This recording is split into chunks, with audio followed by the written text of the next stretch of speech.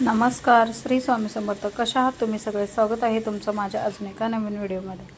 तर आज आपण बनवणार आहोत बघता क्षणी तोंडाला पाणी सुटणारे अशी चमचमीत तोंडी लावण्यासाठी मस्त अशी चटणी. तुमच्या तोंडाची सुद्धा चव गेली आहे आणि तुम्हाला काहीच असं खावंसं वाटत नाही किंवा तोंडाला लावण्यासाठी फक्त भाजीसोबत भाकरी खाऊ वाटत नाही. एक चपाती तुम्ही नक्की एक्स्ट्रा खाणार ह्या चटणीमुळं. करायला जितकी सोपी आहे ना तितकीच पटकन होणारी ही रेसिपी आहे. चवीला सुद्धा अप्रतिम आहे. छानसा असा कांदा घ्यायचा, कांद्याचे साल्टा काढून घ्यायचे आणि जे त्याचा कडक भाग असतो ना तो सुद्धा काढून घ्यायचा. आणि हा कांदा चिरत असताना एकदम बारीक असा हा कांदा चिरायचा, जसं की व्हिडिओमध्ये दिसत आहे त्याप्रमाणे. मोठा कांदा चिरायचा नाही. मोठा जर कांदा चिरला ना तर मग काय होईल, असं करकर होईल. त्याच्यामुळे आपण बारीक कांदा चिरायचं. कांदा चिरून घ्यायचं व्यवस्थित असं बारीक असं छान. आणि मी कांदा चिरते तोपर्यंत तुम्ही चॅनलला सबस्क्राईब करून घ्या पटकन. आणि हा कांदा आहे ना असा सुट्टा करून घ्यायचा. आणि हा व्हिडिओ शेअर करायला सुद्धा विसरू नका, शेअरही करा. आणि आता इथे लसूण आहे ना तुम्ही चिरूनही घेऊ शकता आणि मोठा जाडसर असा ठेचून घेऊ शकता. पण हा लसूण स्किप करावं नका. लसणाने खूप छान अशी या चटणीला वेगळी अशी चव येते आणि पटकन होते.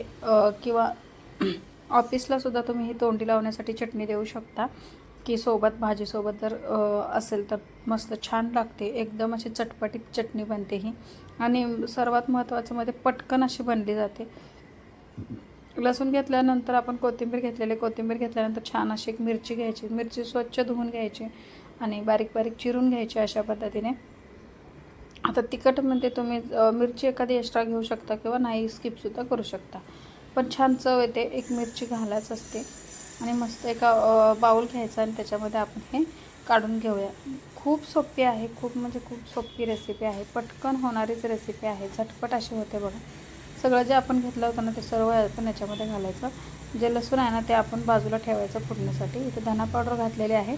थोडेसे मसाले घालायचे आहेत आपल्याला, जास्तीचे मसाले नाही. जिरा पावडर आणि लाल तिखट. आता इथे हिरवी मिरची घातलेली आहे त्यामुळे लाल तिखट तुमच्या तिखटाच्या बेताने घाला. चिमूटभर हळद घालायची आणि हे व्यवस्थित असं मिक्स करून घ्यायचं. बघू शकता तुम्ही किती पटकन होणारी रेसिपी आहे. लगेच चला चॅनलला आपल्या सबस्क्राईब करून घ्या. आणि आता तेच आपली रेसिपी संपत नाही. एक ह्याला सिक्रेट आहे पुढे, ते तुम्ही नक्की बघा, स्किप न करायचं नाही. आणि तेच तुम्हाला वाटेल चटणी संपलेली आहे असं नाही. एका तडका पॅनमध्ये घ्यायचं, जिरे मोहरीची थोडीशी फोडणी द्यायची आणि जो आपण लसूण ठेचला होता ना तो लसूण घालून घ्यायचा ह्याच्यामध्ये. आणि कढीपत्त्याची पानं तुम्हाला घालायची असली ना त्याच्यामध्ये कढीपत्त्याची पानं घालायची किंवा स्किपसुद्धा करू शकता तुम्ही. छान असा कडक तडका घ्यायचा आणि याच्यावरती घालायचा. इतकी चवीला अप्रतिम ही चटणी लागते ना, हा विचारूच नका. एकदा ह्या पद्धतीने नक्की ट्राय करून बघा. आणि झटपट होणारी आहे. आणि मस्त थोडंसं वरून मीठ घालायचं चवीपुरतं आणि खायला घ्यायची. ही भाकरीसोबत, चपातीसोबत, डाळ भाताबरोबर सुद्धा तोंडी लावू शकता तुम्ही. इतकी छान ही भाकरीबरोबर खूप छान लागते. तर ही पूर्ण रेसिपी कशी वाटली कमेंट करून नक्की सांगा. चॅनलवर नवीन असाल तर लाईक, शेअर आणि सबस्क्राईब करा. भेटूया अशाच एका नवीन रेसिपीसोबत. Bye bye.